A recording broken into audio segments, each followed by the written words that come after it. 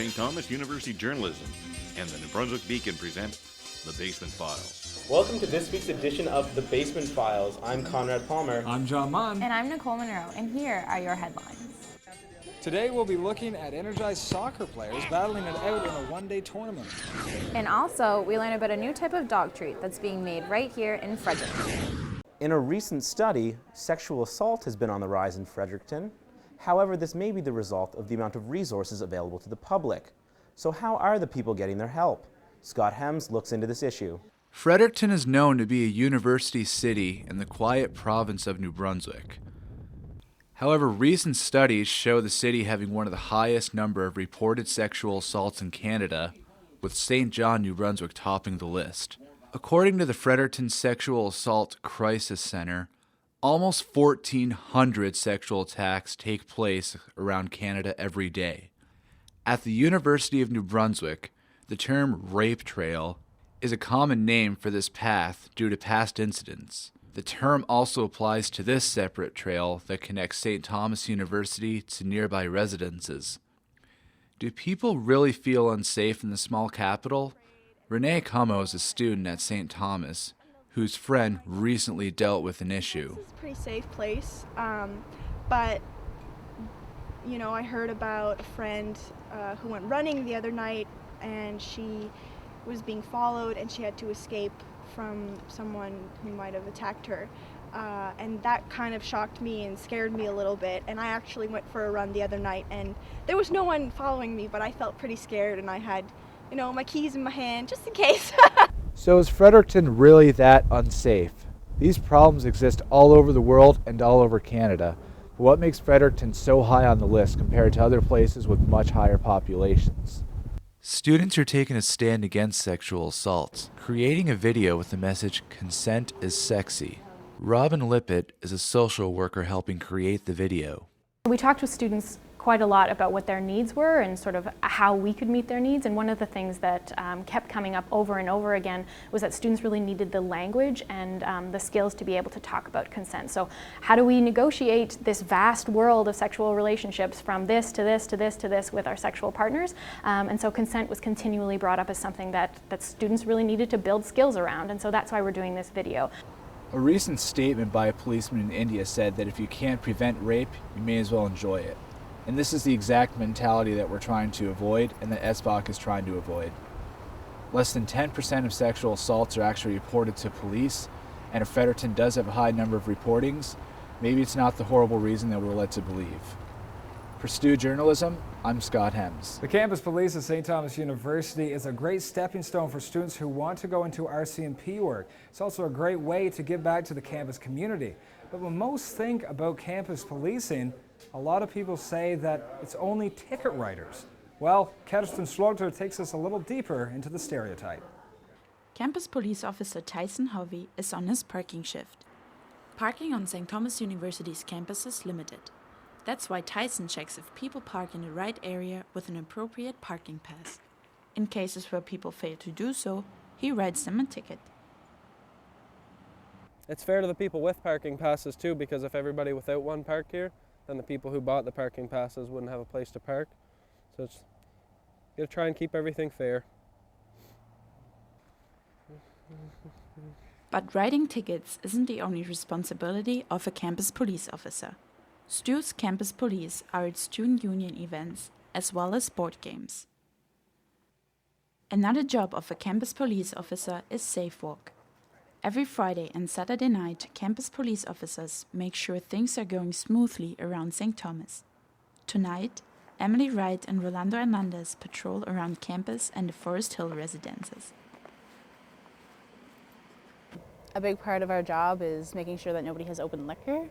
So it's the law that you can't have open liquor outside. So it's a big part of making sure that everybody keeps their liquor in their bag or in their purse and isn't consuming it outside. How are you guys tonight? Good. Any alcohol, open alcohol on you? Unfortunately, you can't have that outside. It's against the law, so we're going to have to pour it out.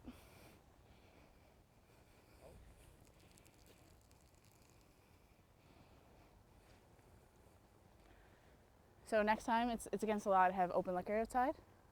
and to consume it. So next time, keep it inside. Okay? Chief Derek Arsenault is responsible for the mail and payrolls, but also for the overall safety of his staff. I think that having us on campus, that it be doing parking shifts or doing events, that there's always that feeling of safety. And although we are limited to what we can do, we always have the immediate contact to further help, like UMB Security or Fredericton Police. For Stu Journalism, I'm Kerstin Schlote. The St. Thomas men's volleyball team flew by Holland College in 3 straight sets on Saturday night. The rivalry was put to the test for the first time since the last meetup in Atlantic semifinals last year, where Stu came out on top. Winning 25-14, 26-24, and 25-11, the men look to move up in the national rankings where they're currently placed 14th. Other athletes in Fredericton spent the day playing soccer with an interesting twist. Michael Bourgeois reports. 1 goal. That's all it took to win a game at this soccer tournament. The Red Bull Golden Goal tournament was held at the UNB BMO field last Saturday and brought some pretty spectacular finishes. Golden goal meant that once one team scored, the game was over. Josh Fleck traveled from St. John to have some fun with old friends. For the most part, in the couple games that we played, it was low-key and it was more fun. But I'm sure once it gets into the double elimination stage and there's a lot more on the line, the teams that are here to win it are going to be a lot more intense. Of the 14 teams, 8 went on to the elimination stages. Though the skills varied between teams, even seasoned veterans like Mitchell McDonald, a St. Thomas University soccer player, said that the golden goal aspect made this game a lot different. It makes it intense. It can be quick, it can be not, it's just, you think of a normal soccer game, 1 goal, it takes a whole game to get, but here it's, I don't know, it seems like nothing, so. The final came down to the Silver Foxes and the Latinos. As the sun went down, this match was played under the lights. It was a long game with lots of chances for both teams. But it was Colin McIsaac who finally put home the golden goal for his team. Yeah, I haven't played golden goal since I was a kid, so it's a lot of fun to end that way. Just to score a goal and have it all be over just like that, it's a lot of fun. The Silver Foxes walked away with 6 cases of Red Bull, replica jerseys, and the title of Golden Goal champions. Michael Bourgeois, Stu Journalism, Fredericton. St. Thomas University students had the opportunity to listen and learn from a renowned Argentinian guitarist. The Fine Arts program presented Andrea Morelli, and he shared his music campus-wide. Andrea Bárcenas has more. The spotlight was on Alberto Morelli at St. Thomas University for a special Fine Arts program performance. Students filled the music recital room at McCain Hall to hear the Argentinians' musical stylings. The Buenos Aires native has traveled around the world doing numerous concert tours in the Americas and Europe. And now, thanks to Fine Arts professor Martin Kudnowski, he can add Fredericton to his list. I think it makes a big difference to simply describe something as a piece of music or even to play a recording, and then it's something very different to see somebody play that piece. Morelli has participated in the international guitar world as well as the 3rd and 4th international guitar seminars. His repertoire includes different musical styles like Renaissance, Baroque, Classicism, Romanticism, contemporary music, Latin American, Argentinian, and universal music. Students got a taste of all this and more when Morelli performed on campus, where he presented a number of pieces, including Venezuelan bambuco, Argentinian milonga, and Turkish sweet con yubaba. Uno siempre trata de utilizar el instrumento como un medio de comunicación, ¿no? Y bueno, dar lo mejor de uno para que llegue al oyente, a los estudiantes. This is just one of the many events that the Fine Arts program at St. Thomas University offers to its students. For more events like this, check stu.ca. Alberto Morelli teaches at the Higher Art Institute of Teacher Training in Comodoro Rivadavia. He also supervises guitar teachers and advanced students in Argentina. For Stu Journalism, I'm Andrea Bárcenas. The Department of Natural Resources has made some changes to the process of buying hunting licenses. Some believe this may hurt businesses in parts of rural New Brunswick. Ashley Egner tells us more. Hunters love this view of New Brunswick this time of year more than any other, for one reason, because it's hunting season. This year's deer season runs from October 18th to November 23rd. The changes made by the Department of Natural Resources have left many hunters aggravated. They've put new regulations in place this year for purchasing hunting licenses. Anyone wishing to purchase a license must show proof of previous hunting licenses or their conservation card. The DNR has now prohibited businesses to sell a license to a minor or non-resident even with proof of these documents. Ross Faulkner is the owner of the gun dealer in Macadam, New Brunswick. He says the changes to purchasing hunting licenses won't affect businesses directly. His shop only makes $1 for every license sold. But Faulkner says these added steps will, however, affect private sector businesses like his in an indirect way. Hunting is a big part of rural New Brunswick. I think probably that any roadblocks at this point for hunting would be counterproductive to the province and to rural New Brunswick. As of this past April, most provincial hunting licenses are no longer available at the Department of Natural Resources offices. They can, however, be purchased at Service New Brunswick along with over 200 private sector vendor locations. Palfrey Lake Lodge is located close to the border of St. Croix, New Brunswick and Vanceboro, Maine. They offer 4-day to 1-week guided hunting tours of the area. With her husband, Jean Day owns the business and runs the lodge. Not being able to get a license on a Sunday is a big problem for anybody that comes into the province that wants to hunt. There is no increase in fees associated with these changes, and while Service New Brunswick and the private sector vendors will be selling most licenses, the DNR still retains regulatory authority. Ashley Egner, Stu Journalism. Over the past few years, dog treat recalls have been increasing. One lady in Fredericton has taken this situation into her own hands. Kevin Lemieux takes an up-close look at these delicious treats. This one? Or maybe this one? Nancy Anderson is your typical dog lover. She'll do anything for her 4 furry friends, including making her own dog treats. In April this year, she launched her own business, Paws Above the Rest.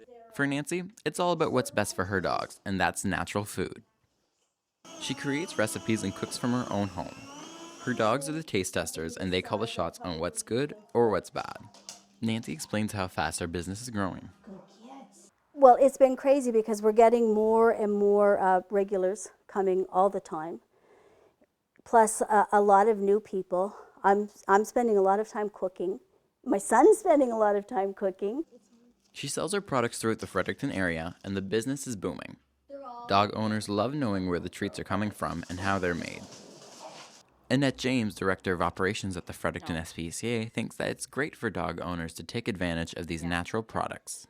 Well, I think natural food for animals is as good as natural food for people. We are what we eat, so the more natural you get back to less processing of food, and the more natural the diet, then it's just a whole big ball of wax of less disease, less organ injury, better behavior. Nancy's hope for the future is to have her own store, even her own doggy daycare. But for now, she's okay with just helping the local dog community. If you're interested in some all-natural dog treats, check out Paws Above the Rest at the Oromocto Market, the Boyce Farmers Market, and at their Facebook page. For Stu Journalism, I'm Kevin Lemieux. Many students are stressed as the semester winds down. The stigma associated with mental health can sometimes make it difficult to ask for help. Hoping to break the silence, a member of the Mental Health Commission came to St. Thomas to speak about health aid, and Corey Robichaud was on the scene. A sudden shift from an open smile to a somber expression set the tone that evening. Soon after, he told the story of his own brother's struggle with mental health. On many occasions during Peter's journey, the stigma of mental illness isolated him from those that loved him most, contributing to a period of very, very challenging times. And though Peter found both treatment and courage to claw his way back to wellness, the stigma of mental illness continues to stick. And while unnecessary, Canadians living with mental illness can be burdened with stigma daily. After succumbing to the stress of university, his brother dropped out of university and spent years trying to come to terms with his mental illness. Still, more than anything, it was the fear of social disapproval, the stigma which impeded Dion and his family from getting his brother the help he needed. Sadly, the history of stigma is a long one, a much longer history than our commission, of course. Stigma dates back to ancient Grecian times when slaves and criminals were branded to identify people who were unworthy and to be shunned.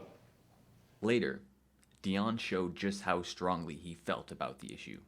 When prompted by a question, he remarked that the negative effects of the word crazy in association with mental illness can be as hurtful and insensitive as the N-word, and that it should be treated with the same disapproval. Upon ending his impassioned speech, the audience was given the chance to ask questions.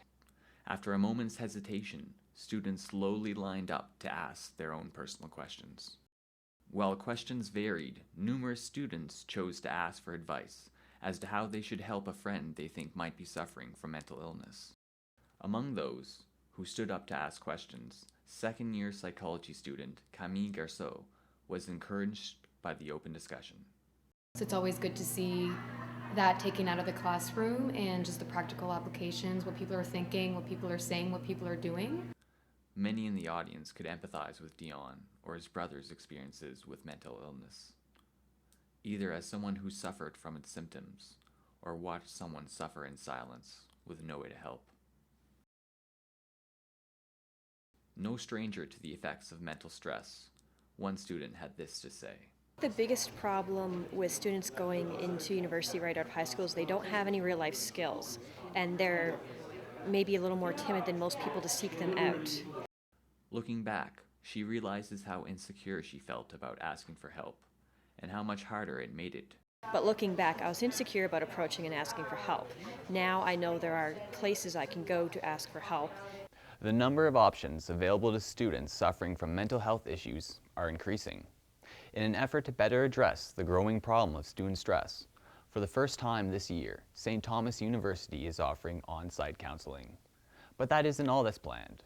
Upcoming initiatives, such as Mental Health Awareness Days and Stress Busting Days, are on the way as part of a campaign to break the silence on mental health.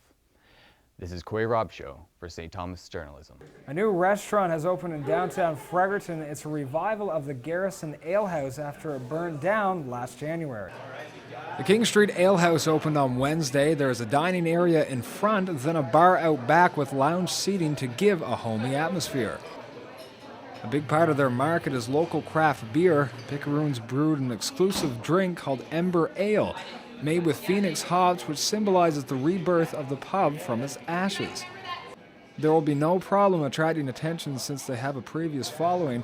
The classy refinements will be sure to keep them busy over their first weekend.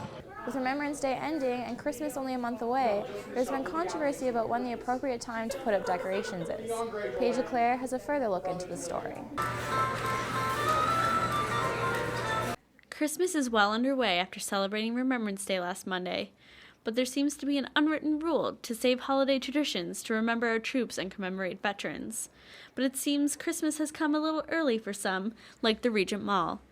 They started decorating November 1st, even though Santa doesn't visit until November 17th. Tom McDonald, a St. Thomas University student, says he'd like to see people pay respect to veterans and wait to put up their decorations.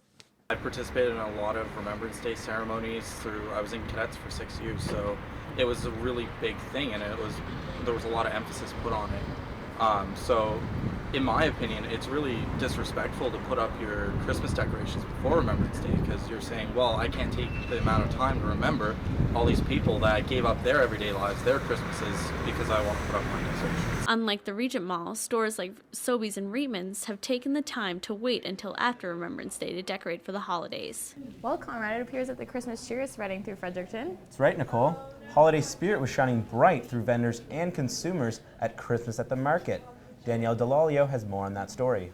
On Thursday, the Boys Farmers Market started off the holiday season with not only Christmas spirit, but with a strong sense of community as well. Mary Walsh, who organizes Christmas at the Market and also owns Barnyard Woodworking, explained what the event means to everyone involved. And to support the local crafters here instead of buying stuff that's from China. As well, we're trying to let them know that this is a family-run type Christmas. So when you come in here, you're going to feel like it's home. And the home atmosphere was infectious, especially for Victoria, who had had a very bad start to her day, as Mary explains. One lady this morning set up her booth, and her stand she had collapsed, and it broke all her wine bottles. And so as vendors, we treat them like family. So we went around, took her collection up, and we just donated some cash to her to help her through her rough time. Victoria could not be more grateful for this early Christmas miracle. And God is so kind to me, it's unbelievable. I could tell you more and more stories, and it's Christmas at the market. Mary went around, and they all went around, and all the vendors chipped in, and I didn't sell, any bottles, but I made more money than I've ever made. Good. It has saved me in so many ways. It's amazing. The kindness of people is just unbelievable. Another vendor, Debbie Hine, has a long-standing family tradition at the market that started years ago with her mother. And even though her mother has passed, they still bring her photo every year. She started it, so we thought we'd bring her. That's a really sweet family tradition to keep. And people come and say, well, where's your mother? We go, she's here. She always comes with us. For a sense of community and Christmas spirit, come to the Boys Farmers Market on November 14th and 15th. This is Danielle Delalio reporting for Stu Journalism. The play Almost Maine is made up of 9 sketches set under the northern lights about heartache and love. It debuts this Wednesday, and Sam Laidman is taking us behind the curtain to get the inside scoop. Theatre St. Thomas is always busy this time of year. The theatre company puts on a play before the Christmas break almost every year, and this year's performance intends to capture the magical feeling of the holidays. The cast is working under the guidance of director and drama professor Ilke Silk. If you were a bird and you were looking over Almost Maine, each of these 9 scenes would be taking place at the same time, and something magical would drop into them, and we see those 9 scenes. Okay. Jodie Connors will be playing the role of Marcy, who is in a relationship that has lost its luster. After spending a night under the northern lights with her boyfriend, Where? she realizes it will take more than time away from the kids to rekindle their love. So it reminds me a lot of like the feeling that people get like around Christmas time. So because we're coming up on Christmas break, it just sort of, it has like a charming feeling, but not like in a corny way, but it's really magical, I guess. Even in this sad circumstance, the magic of Almost Maine will bring a smile to audience faces. The production has been a work in progress at St. Thomas University since early September. In that time, the cast and crew has come together to form one of the tightest bonds on campus. Sam Crowell has been an actor under Silk for the past 2 years, but this year he is working backstage. He is thankful for the opportunity not just to learn and showcase his skills, but to be part of a family. Well, you know, when you go to university, it's a little intimidating, so you're kind of looking for like a little niche to kind of get into. And I've always been interested in theater, and when I auditioned for TST, like when I went even to the audition process, they were all very nice to me, and it was very nice to be welcomed by a good family of like just really nice people. Theatre St. Thomas is an extracurricular for students and is open to anyone in the community. Almost Maine has been a labor of love for Theatre St. Thomas for almost 2 months now. The cast and crew are excited to open the doors on the debut tonight at 7:30 at the Black Box Theatre in James Dunn Hall. For St. Thomas Journalism, I'm Sam Laidman. Well, that's it for this week's edition of the Basement Files. On behalf of all of us here at the New Brunswick Beacon, thank you for joining us. And until next time, I'm Conrad Palmer. I'm Nicole Monroe. And I'm John Munn.